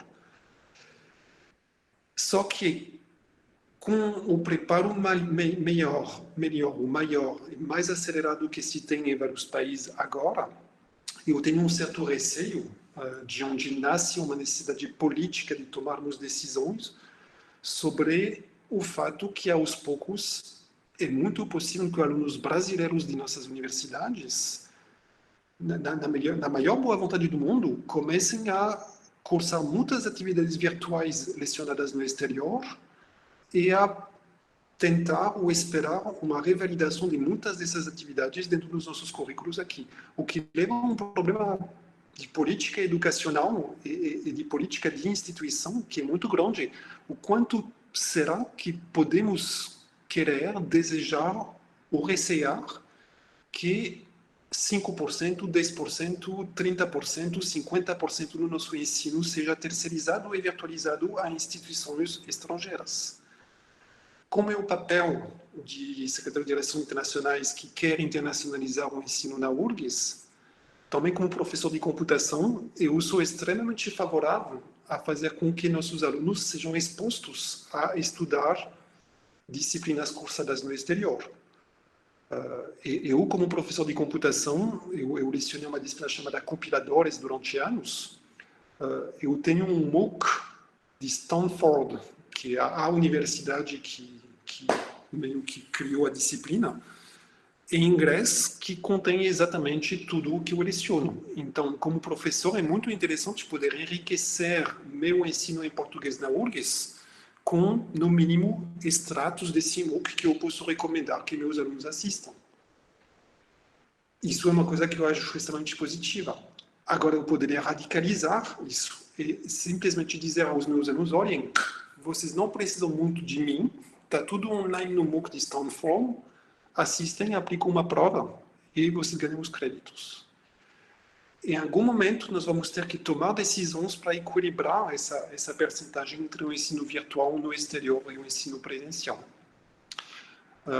Então, isso eu acho que vai ser um papel importante que pode ter o escritório de Relações Internacionais no futuro. Tem uma questão de motivação também por trás disso. Qual motivação um aluno vai encontrar para esse tipo de atividade virtual? E a Luciane mencionou muito bem a dificuldade que nós tivemos historicamente de envolver os docentes. Qual motivação teria um professor também para trabalhar de forma virtual dessa forma? É trabalho a mais que a gente pede. Para virtualizar o ensino, 2, porque vai envolver necessidades de idioma estrangeiro que o professor talvez não domine, 3, porque mesmo sem falar da questão do idioma, o professor vai ter que revisar suas formas de ensino à luz do ensino virtual provido por um estrangeiro. Então, é um esforço. Ora, nessa questão, nós temos um problema que é a representação do exterior e do que significa estudar no exterior que nós temos da parte de nossos alunos e de nossos docentes. Que bem dizer a seguinte, que a gente queira ou não, que a gente goste ou não, é a visão que a Marília chama muito bem do aviãozinho. Quando eu falo de internacionalização docente, quando eu falo de internacionalização estudante da URGS, muito rapidamente na conversa, a pergunta que me chega é: vai ter uma passagem para mim viajar em tal país? E parece que eu estou criticando isso, mas não tem julgamento de valor associado a isso. Eu acho muito lógico também que o primeiro interesse, quando se fala de relações internacionais, seja ir ao encontro da outra cultura, do outro local. É absolutamente óbvio para todos nós que a maior riqueza na mobilidade é essa vivência no local. Então, é lógico esse reflexo. Porém, no mundo pós-Covid, nós vamos ter que ter conversa muito séria com nossas comunidades para explicar e para ter certeza que todo mundo está alinhado com uma versão reforçada da internacionalização moderna, que não passará pela mobilidade física. E que, mesmo assim, há sim interesse nessa experiência internacional para melhorar a qualidade do ensino, da pesquisa e da extensão, para aumentar a diversidade de ideias e de culturas presentes na universidade. Aí entra a questão da multiculturalidade que a professora Marília mencionou, que é muito importante também. Eu acho que eu já falei 15 minutos, eu estou no meu segundo slide, então vou ter uma certa dificuldade em fechar no tempo. Eu queria só frisar mais um ponto que ainda está nesse slide, não vou conseguir sair desse slide, que é a pesquisa, que é um assunto que não foi muito discutido nas duas falas anteriores. Se tem uma coisa que o Covid nos mostra também, é a importância da internacionalização da pesquisa. E essa importância ela é mais importante ainda que ela sim é reconhecida. Eu não tenho dados para apoiar, para sustentar essa afirmação, mas eu apostaria muito que a universidade que eu conheço no Brasil, que mais ganhou pontos em termos de internacionalização nesses últimos meses, é a Federal de Pelotas. O trabalho do professor Pedro Alar, reitor, com a campanha de teste que vocês todos devem ter conhecido, que ganhou a alcance nacional e internacional, esse trabalho de pesquisa de nível e de interesse internacional fornece, é o melhor exemplo que eu conheço do quanto o alcance internacional dos nossos acadêmicos vai passar pela pesquisa também. O PRINT, que já foi mencionado, embora seja afinal apenas um programa de mobilidade, embora ele esteja suspendido agora em função do Covid, embora haja dúvidas sobre seu futuro em função da questão do orçamento, é um programa que continua fornecendo, em teoria, opções de internacionalização que passam pela pesquisa e pela pós-graduação. Ou seja, para todas as universidades, para todas as instituições de ensino superior que contam com uma pesquisa e com uma pós-graduação forte, internacional, ali temos também uma nova prioridade que pode impactar nos escritórios de relações internacionais. Eu vou me dar mais um minuto, por favor me interrompem se realmente eu passar muito do tempo, para dizer duas palavras ainda sobre o impacto no escritório de relações internacionais. Existem muitas situações no Brasil, aqui mostro um gráfico que foi um levantamento em 2016 do tamanho dos escritórios de relações internacionais em termos de pessoal nas instituições federais. Então, em azul, vocês veem que tínhamos, por exemplo, 7 universidades federais 100 simplesmente, com 0 pessoal encarregada das relações internacionais, e vocês veem o impacto do Ciências Sem Fronteiras, por exemplo, com 4 ou 5 pessoas, duplicou o número de escritórios de relações internacionais com esse número de pessoas. Então, primeiro, temos ainda, como a Luciane mencionou, muitas universidades no Brasil que não têm setores de relações internacionais. Para elas, o problema não existe. Temos muitas que têm, mas muitas que têm setores de relações internacionais que foram muito influenciados pela gestão da mobilidade estudantil, seja por causa do Ciências Sem Fronteiras, seja por inspiração do caso europeu, que foi outra coisa que a Luciane muito bem colocou. Nós mais ou menos conscientemente imitamos o modelo europeu nos escritórios de relações internacionais, portanto, nos baseando em Erasmus e na mobilidade estudantil. Para todos os ERIs nessa situação, a mudança já está sendo cruel e vai ser muito difícil. É uma coisa lidar com alunos estrangeiros ou brasileiros que se preparam à mobilidade, que têm que revalidar créditos, que têm que identificar professores que podem orientá-los, que têm que se matricular. É outro trabalho em termos de gestão, gerenciar pesquisadores, doutores que já são muito conhecidos no mundo, que já falam o idioma do outro país, que têm uma atuação extremamente especializada em áreas do conhecimento extremamente específicas. O suporte a dar a pesquisadores internacionais com certeza vai ser muito mais para poder aplicar a órgãos de fomento internacionais, então também a tecnicidade do tipo de suporte administrativo a dar é muito diferente do caso da gestão dos alunos em mobilidade. Para gerir a mobilidade virtual e o intercâmbio virtual, também as necessidades de conhecimento técnico são diferentes. Você vai interagir com professores, com coordenadores de curso, para fazer análises curriculares ou para dar suporte tecnológico a como lecionar virtualmente alguma coisa. Isso também necessita competências que pouca gente nos escritórios de relações internacionais tem. Então, com certeza, o impacto em termos de mudança de papel e mudança de competências necessárias nos escritórios de relações internacionais vai mudar. O que não vai mudar, e vou concluir com isso, é o papel geral dos escritórios de relações internacionais. Eu gosto muito de usar a metáfora do mapa ou do atlas.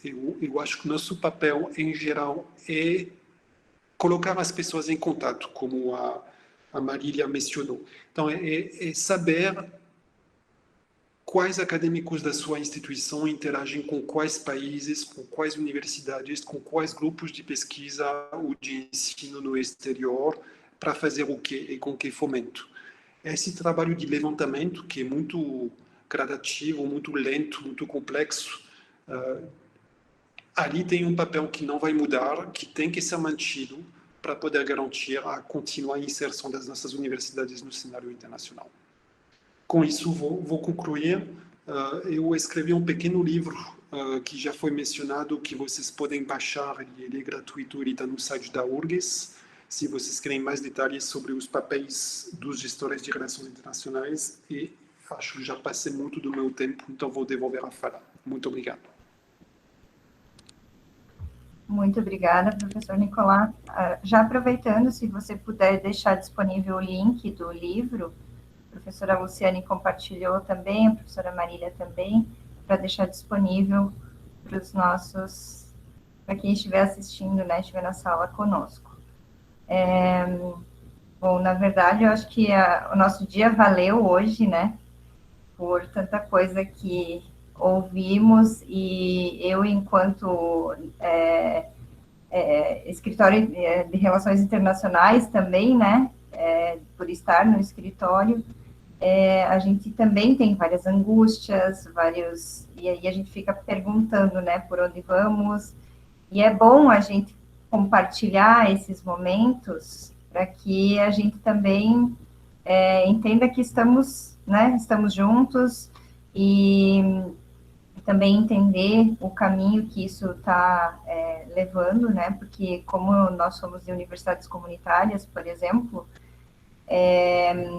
nós começamos com a mobilidade, né, então a mobilidade para nós era a internacionalização, né, E claro que depois ações específicas foram sendo realizadas, mas o carro-chefe sempre foi a mobilidade, né? Então, quando chega uma pandemia e os nossos alunos são afetados, né, começam a voltar, e aí a gente começa a se questionar, e aí, e agora, né, o que a gente faz a partir daqui? Mas quem sabe, eu acho que a gente, como a Luciane falou também, seja um momento da gente olhar com um otimismo para tudo isso que está acontecendo. Porque, quem sabe, hoje a gente não estaria reunido aqui, podendo compartilhar conhecimento, a gente não estaria tão unido, né? Cada um estaria no seu escritório, desenvolvendo as suas ações, fazendo o seu trabalho, e vida que segue, né? Então, acredito que até fiz algumas anotações de algumas palavras que apareceram muito, né? De cooperação, de conectar-se, de conhecimento, de inclusão, engajamento, e eu acho que são palavras que marcam muito, né, o momento que estamos. Mas sem me alongar, eu vou abrir, então, nós temos algumas perguntas aqui. Eu acho que eu vou ler as perguntas aqui e abro para vocês fazerem as colocações de vocês, porque estamos com o tempo bem no limite, tá? Então, nós temos a Juliana Jacinto, ela faz uma pergunta sobre a dupla titulação, se vocês acreditam que ainda é um movimento de fomento à internacionalização no ensino superior. O Carlos Silverino Huerta Jimenez, ele pergunta, como convencer os líderes dos institutos de que a internacionalização é um pilar do ensino superior para melhorar a qualidade institucional e o serviço à comunidade? E, se eu não me engano, temos mais duas aqui. Thaís, se tu tiver fácil ali, tu pode fazer as duas, e aí a gente abre para os nossos convidados. Tá, tenho sim. Caroline pergunta, os estudantes são atores fundamentais no processo de internacionalização da educação. De que forma é possível estimulá-los com uma participação mais ativa e de maior protagonismo nesses processos em um contexto pós-pandemia e com mobilidade reduzida? E aí a última, da Patrícia, se possível, tem uma pergunta. Com a migração e o fortalecimento para a mobilidade virtual, vocês consideram que estas estratégias poderão afetar posteriormente a mobilidade acadêmica internacional presencial? Grata. Fiquem à vontade agora para fazer as suas colocações. Professora Marília, professora Luciane, professor Nicolau. Então iniciando em primeiro lugar, o que eu gostaria de colocar. Acho que se nós analisarmos de uma forma mais geral toda essa discussão que nós tivemos, eu a vejo muito positiva. Nós reconhecemos que os desafios estão aí, mas eu acho que nós reconhecemos que nós temos formas de superá-los e de propor novas coisas. Afinal, o que a universidade faz? Ela produz conhecimento. E eu acho que é pela ciência e pela produção de conhecimento que nós vamos colocar. Em relação a como iremos implantar, né? De que forma? Eu acho que é uma questão muito sistêmica. Não vejo isoladamente o gestor das relações internacionais, o reitor, um professor, um aluno, um grupo de alunos. Eu não vejo nessa perspectiva. Eu vejo o processo de internacionalização como ele é sistêmico.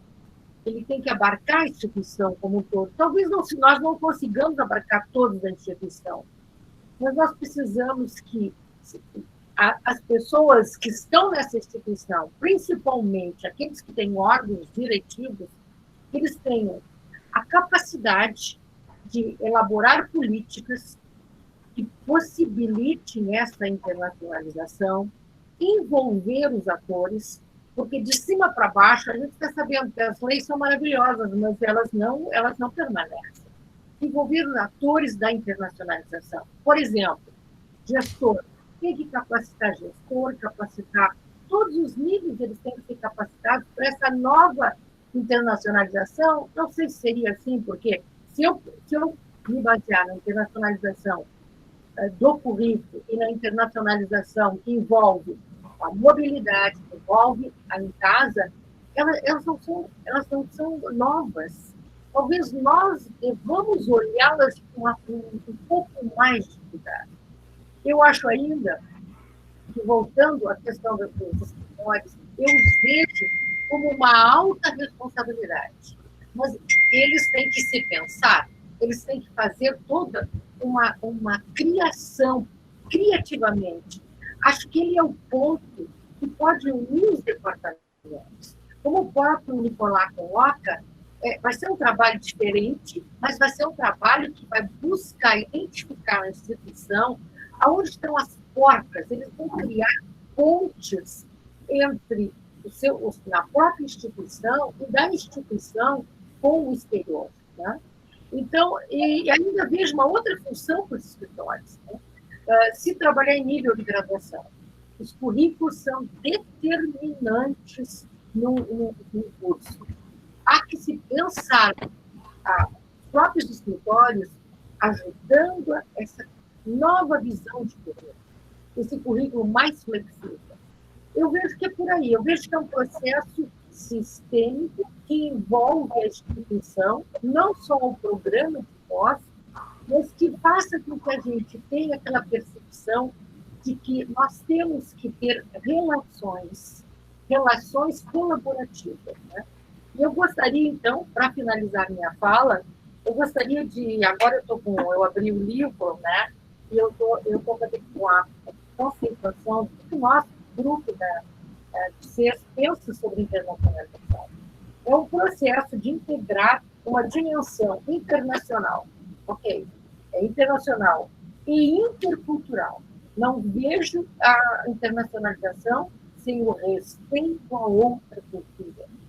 Advindo de interações, está aí o termo, há que se propiciar interações. Os escritórios podem trabalhar nesse nível, sustentadas por redes colaborativas, não redes competitivas, mas redes que vão buscar colaboração para uma universidade internacionalizada, com blocos, e aí eu coloco, há que nós buscarmos as relações com os blocos do Global Norte, onde os conhecimentos já estão mais especializados, com maiores níveis de desenvolvimento, mas também com outros grupos, principalmente do Global Sul, grupos socioeconômicos que valorem múltiplas culturas. Cada vez mais, nos dias de hoje, nós estamos vendo a importância de saber viver com o outro. Tá? Múltiplas culturas, diferenças locais, tempos. De tal forma, para que nós estamos fazendo tudo isso? Para buscar uma qualidade, para que nós possamos buscar um desenvolvimento humano, e este humano caracterizado por altos níveis científicos, que nos levem e que estejamos ligados ao desenvolvimento sustentável. E aqui eu lembro que esse conceito ele foi muito baseado na educação 2030. A partir de 2015, eu sei que todos nós sabemos disso, a partir de 2015, os grandes consensos internacionais, eles buscam a proteção do desenvolvimento sustentável. E a educação, através da E2030, também faz isso. Não excluir ninguém, trazer todos, manter a educação contínua. Eu acho que esse é o grande objetivo da internacionalização numa instituição. Muito obrigada.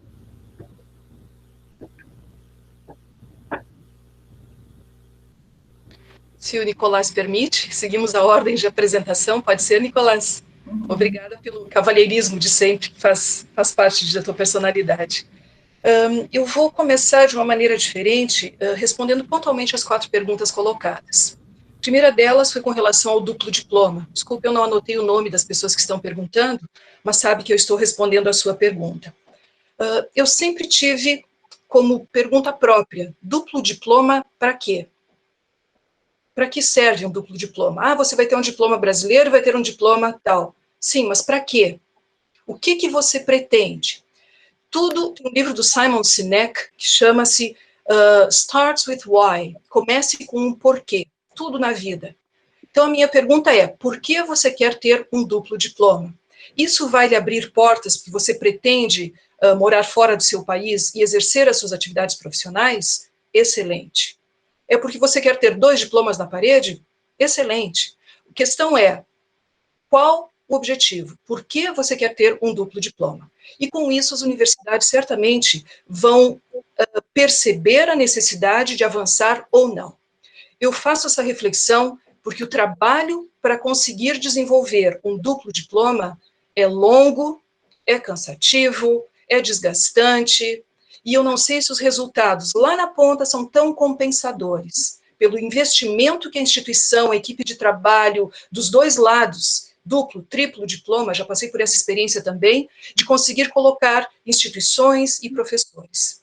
Vocês sabem que, diz a frase do Charlie Berger, no livro deles, eles mencionam Ortega y Gasset, na realidade, que diz, mexer numa universidade é como mexer no cemitério, nunca vem ajuda de dentro. É uma frase muito forte, mas, sabe, para você conseguir movimentar pares para discutir um duplo diploma é bastante complexo. Acho genial, jamais questionarei contra, mas eu gostaria sempre de ter muita clareza. Por quê? Para quê? Como fazer? E o que se pretende como resultado? Porque às vezes universidades investem um tempo enorme e apenas um aluno se beneficia com isso. Acho que essa energia, esse tempo podem beneficiar grupos maiores de pesquisa, outras áreas. Repito, não questiono se vale ou não vale. A questão é, por que, para que você quer o duplo diploma? A segunda pergunta, o convencimento dos líderes. E eu já vou alinhar com a terceira pergunta, o estímulo para os estudantes. Eu acho que estímulo, convencimento, engajamento são palavras que estão mais ou menos interlaçadas. Eu tive um grande parceiro do Chile, Dom René Lara, que acredito que ainda seja diretor de cooperação internacional, e ele escreveu um livro e, dentre as colocações, ele dizia que o perfil do gestor, o papel do gestor de cooperação internacional é comunicar, comunicar, comunicar e comunicar, internamente e externamente. E aqui eu entro com a minha opinião sobre o que Dom René Lara escreveu. Comunicar baseado em resultados. Mostre os resultados. Mostre o que você fez, porque isso é a melhor arma de convencimento. Conte o que foi feito. Compartilhe esse conhecimento. Eu estou muito imbuída do meu pós-doc. Gestão do conhecimento. Sistematize o que você está fazendo. Tenha registros, tenha relatórios e conte para o mundo todo o que é que você está fazendo, para o seu parceiro internacional, para os professores da própria instituição, porque essa é a melhor ferramenta. O top-down, porque o reitor mandou, não funciona. O bottom-up, ok, os departamentos, os professores têm que se convencer, mas a gente ainda está bastante distante do faculty engagement, existe um disengagement aqui. Então, o que pode funcionar mais? Resultados. Mostre os resultados das ações bem-sucedidas. E aqui nós temos 2 grandes linhas de captação de parceiros. Os parceiros que vão atuar na parte mais acadêmica, currículo, graduação, mobilidade, e os parceiros que vão ser a sua grande fortaleza na área da pesquisa. Eu tenho ouvido de inúmeras instituições, e é quase absurdo pensar, mas os próprios pesquisadores não buscam parcerias internacionais porque não sabem nem como fazer o approach. Como é que eu busco um parceiro internacional? Eu posso escrever um e-mail? Você pode escrever por mim? Então, nós temos que criar essa cultura dos parceiros para a parte mobilidade acadêmica e os parceiros para a parte pesquisa. E nas 2 vertentes está a centralização do conhecimento, não abro mão disso. E da mesma maneira, para que nós possamos mostrar resultados e pensar, ok, what now? E a partir de agora, o que é que eu devo fazer? Eu começaria por um diagnóstico, coisas de ferramentas de gestão mesmo, fazendo um levantamento. Quem são os meus parceiros? Desculpe a brincadeira mais uma vez, mas me sinto entre amigos para fazer isso. Quem são os parceiros que sobreviveram à pandemia? Quem ainda está na ativa? Quem ainda me reconhece e me responde como parceiro? Segundo momento, projeto. O que eu quero na hora de bater na porta deste parceiro? O que eu quero pedir para ele? Que parceria? É uma parceria de manter a mobilidade virtual? É para dizer, meu amigo, eu estou precisando de ajuda, estou precisando da sua ajuda para me ensinar a fazer um COIL, para me ajudar a buscar recursos. Eu não sei por onde começar, eu quero fazer virtual exchange, eu não sei por onde começa. Não tenho a menor dúvida que os parceiros estarão absolutamente disponíveis para fazer tudo isso. E para finalizar minha fala, eu vou trazer, gente, Walt Disney para a nossa conversa. You don't have to be great to start, but you have to start to be great. Você não precisa ser grande, mas para começar. Mas para começar, ou melhor, você tem que começar para ser grande. Portanto, comece de onde você está, utilize o que você tem e faça. Faça a diferença exatamente nessa questão. É como a pedrinha na lagoa, né? Você joga, ela vai emanando novas ondas, novos círculos e vai contaminando as pessoas. Portanto, eu quero sempre manter esse olhar positivo, esse olhar do capital humano, da valorização do conhecimento, da valorização da pessoa. Você pode ter, o Nicolás vai ficar bravo comigo agora, você pode ter excelentes softwares, excelentes hardwares, mas se não tiver peopleware, a grande diferença está nas pessoas. As pessoas é que movimentam a internacionalização. E isso tudo passa exatamente. Por que nós estamos aqui? Por que estamos essa tarde discutindo? Para a formação de pessoas com competências globais, não formatação, formação de cidadãos. Obrigada, Liana, obrigada, Thaís, obrigada ao professor Cláudio e parabéns aos colegas. Obrigada, professora. Bem, muito rapidamente, eu sou muito promotor e defensor dos acordos de dupla diplomação. Eu defendo isso do ponto de vista da universidade como uma ação de internacionalização do currículo. Portanto, faço minhas as palavras da Luciane, é um trabalho de longo prazo que ninguém vai fazer porque um aluno está a fim de receber 2 diplomas. É um trabalho curricular muito profundo de conhecimento do seu currículo local e de reconhecimento e aprendizagem do currículo mais ou menos equivalente no exterior. Então, é um trabalho muito pesado. Mas eu, pessoalmente, na minha universidade, é uma das estratégias que nós temos para incentivar a fazer esse trabalho. Pelo menos dá um objetivo concreto. Vamos comparar nosso currículo com o outro e dizer sim ou não os dois podem ser otorgados conjuntamente. Então, eu gosto da ideia como motivador para uma análise curricular mais rica. Sobre a formação de líderes, não tenho pouquíssima coisa a acrescentar ao que a Luciane acabou de dizer. Realmente é uma questão de comunicação e uma questão de conhecimento da sua universidade. O que é um pouco frustrante, às vezes. Eu acho que tem uma grande ambiguidade nos setores de relações internacionais e não estou criticando ninguém, seria uma autocrítica, na verdade, para começar, porque nós chegamos muito nessas funções com a ideia que, pronto, vou promover uma reforma curricular em toda a universidade. Não, isso é o papel na URGS do pró-reitor de graduação. E ele tem toda uma equipe de 90 pessoas para fazer isso com coordenadores de cursos. Então, não é exatamente o gestor de relações internacionais que vai chegar e que vai sentar e reformar todos os currículos.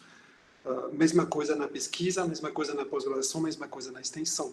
Então, nosso papel, que a gente tem que entender bem e definir na medida certa, é esse de entender o que fazem nossos colegas, nossos departamentos, entender como se compara com outras ações no exterior e fazer o que eu passei a chamar internamente de incubar boas práticas do exterior. Eu vejo muito o ERI como um incubador de boas práticas internacionais acadêmicas. Então, eu vou voltar ao caso do acordo de dupla diplomação. Talvez alguns gestores de relações internacionais, uma vez ou duas, junto com uma pró-reitoria, com professores, façam uma reforma curricular. Mas vai ser uma vez para provocar esse estímulo, ou 2 vezes, ou 3 vezes, criar alguns pilotos. Em algum momento, o mesmo trabalho vai passar a ser incorporado pelo departamento, pelo setor, pela pró-reitoria, que é responsável final, no caso, pela gestão dos currículos. Então, esse trabalho de influência dos líderes passa muito por isso. Se autoconhecer, trazer boas práticas e convencer que vai dar resultados interessantes. Por fim, a questão do envolvimento dos alunos, com certeza é chave. Se a mobilidade estudantil tomou uma importância tão grande nos escritórios de relações internacionais, é porque também ali que tem uma massa de pessoas. Quando você lida com a mobilidade em nível de pós-graduação, na minha universidade, a gente lida com 15.000 alunos de pós-graduação no total, e das mobilidades deve ser potencialmente 1.000. Temos 32.000 alunos de graduação. Então, o peso da graduação é muito mais importante, o peso dos alunos é muito importante. Como envolvê-los? A professora Marília mencionou uma ação que é muito importante, é relatar casos. Ainda temos alunos que tiveram a sorte de fazer uma mobilidade. Temos egressos que podemos chamar para que eles deponham. Temos ainda alunos estrangeiros que estão presentes em nossas universidades. A Luciane, eu acho que estava mencionando os alunos africanos, temos todos em nossas universidades alunos do programa PECG, que estão ali durante anos e anos e anos. Então, o relato deles é mais importante ainda, que eles podem comparar a situação do estrangeiro recém-chegado com o que acontecia anos depois. Então, fazer um trabalho de colocar as pessoas em contato, organizar eventos de encontros, eventos culturais. Uma receita que todos nós temos adotado é pedir para os alunos estrangeiros cozinhar, trazer um prato típico representativo da sua culinária. Esse tipo de coisas parece brincadeira, mas não é. É uma forma efetiva de concretizar uma cultura internacional em nossos campi e de difundir isso entre os alunos. Óbvio que relatos de cunho acadêmico podem ser bem-vindos também. Os alunos que foram no exterior, que tiveram que fazer uma prova no exterior, são bem-vindos para explicar os processos avaliativos que eles passaram no exterior. É uma coisa muito relevante também. Inclusive, eu tenho coordenadores de curso na minha universidade que, para revalidar as atividades dos alunos, convocam uma banca e o aluno tem que defender, tem que apresentar publicamente o trabalho que ele fez e a forma como ele foi avaliado no exterior. Então, serve concretamente para revalidar atividades do aluno, mas também serve muito para mostrar a toda a comunidade que quiser como esse aluno estudou no exterior durante um semestre ou 2. Eu preciso mencionar mais alguma coisa sobre o envolvimento dos alunos, que é a extensão, que nós não mencionamos até agora. A extensão, gente, a professora Marília, eu sei que já é bem convencida disso, a enciclopédia que ela publicou trata desse assunto também. A extensão é a marca cultural latino-americana das nossas universidades. Então, além de todos os interesses da extensão, que eu não vou detalhar porque não sou especialista, para a internacionalização, a extensão tem um interesse específico que ele traz de forma intimamente conectada às relações com os outros países latino-americanos. A gente viu isso muito bem na CRES de 2018, em Córdoba, todos os trabalhos, enfim. Você fala com um extensionista, você fala com o mundo latino-americano automaticamente.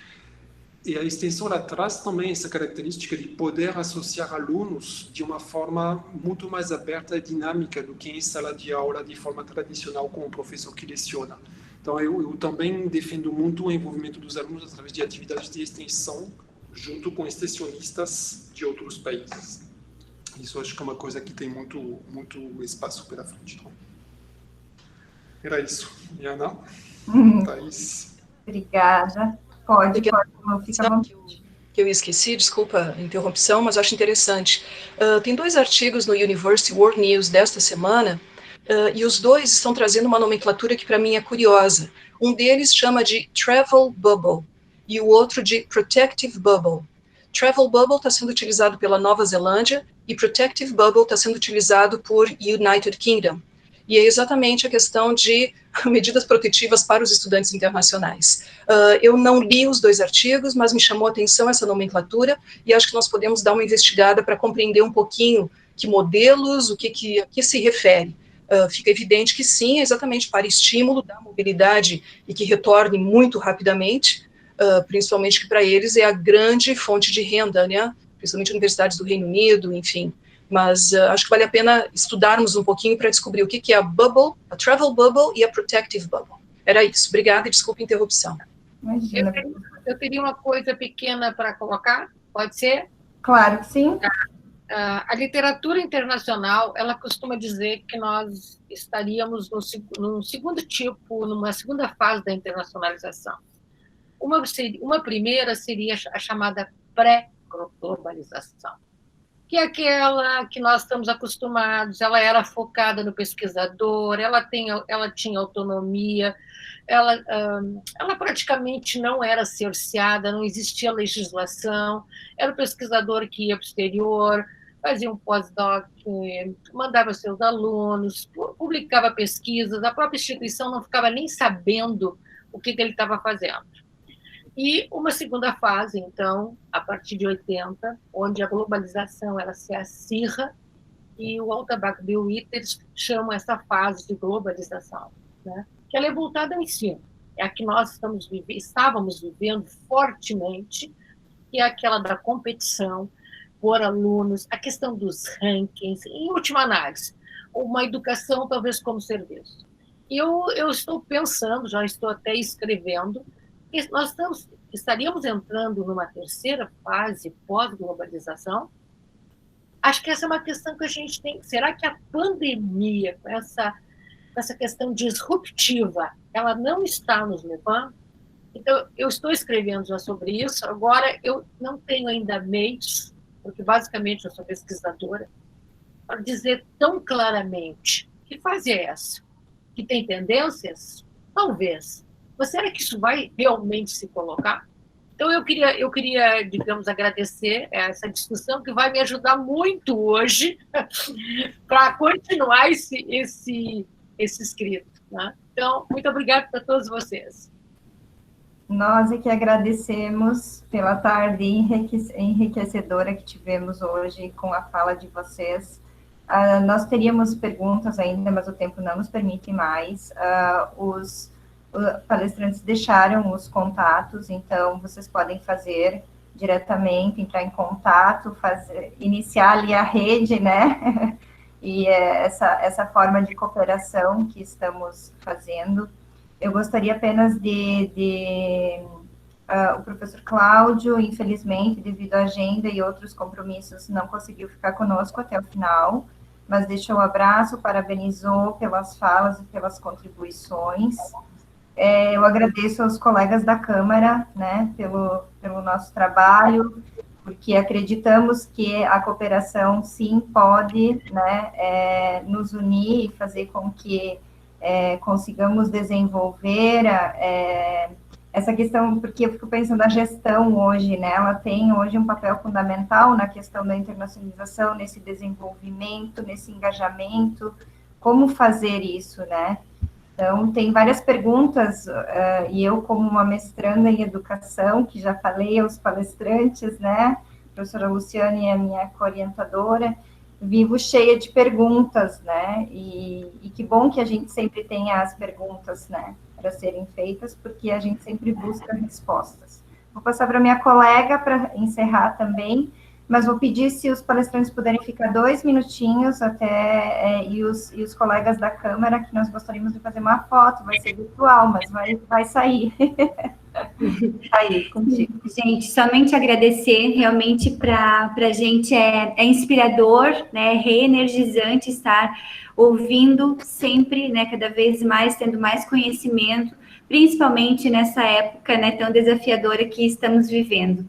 Né, agradeço imensamente aos palestrantes, o aceite de estar conosco, estamos aí quase 2 horas de webinário, né, muito bom, aos meus colegas da Câmara, ao Fábio lá da CAF, que nos deu uma super força desde o começo, né, para fazer as coisas acontecerem, obrigada mesmo, e vamos aos próximos, né, a gente já tem algumas ideias aí de webinário temático, né, relacionado à internacionalização, e a gente vai sempre continuar se comunicando com vocês todos. Muito obrigada. Obrigada a todos os que se fizeram presentes. E a foto, então, vamos fazer agora? Vamos só aguardar, então, o pessoal que ainda está da Câmara, né, para que a gente possa fazer, então, a nossa foto oficial. Legal.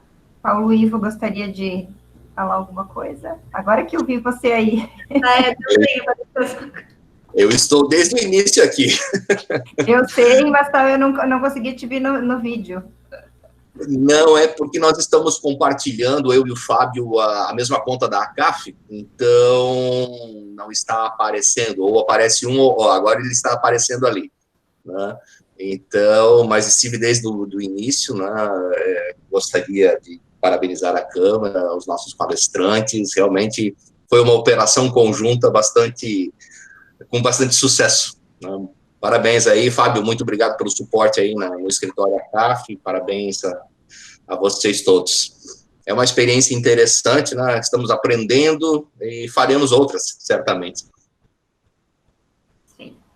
Chegamos a 120, eu tirei uma foto quando estávamos com 120 participantes, postei ali no grupo da Câmara, viu, Liana e Thaís? Eu acho que a gente teve 128, eu cheguei a ver mas enfim, acho que foi ótimo, né? Aqui, muitos comentários de parabéns, de obrigada para os palestrantes, pelas contribuições, A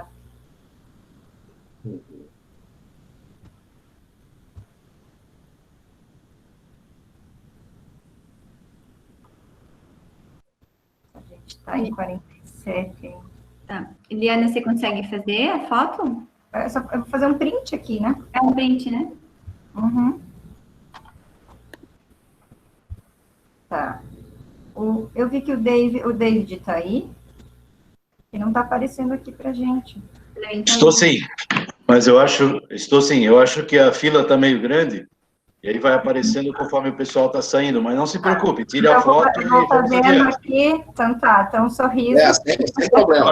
Parabéns a todos, porque foi fantástico, fabuloso aí o trabalho e o depoimento de todo mundo, tá? Fantástico. Obrigada, David. Então tá, gente, vou fazer aqui, tá? Tá, fique à vontade. Depois eu mando para vocês, se vocês puderem fazer uma que eu apareça também, né? tá bom, vamos lá. Certo, por aqui, entendeu? Bom, professora Marília, professora Luciane, professor Nicolás, segui a ordem novamente, né, mas vocês sabem da gratidão que eu tenho, já falei, né, e das contribuições, falei para a professora Marília, hoje foi o primeiro contato que a gente teve mais próxima também, né,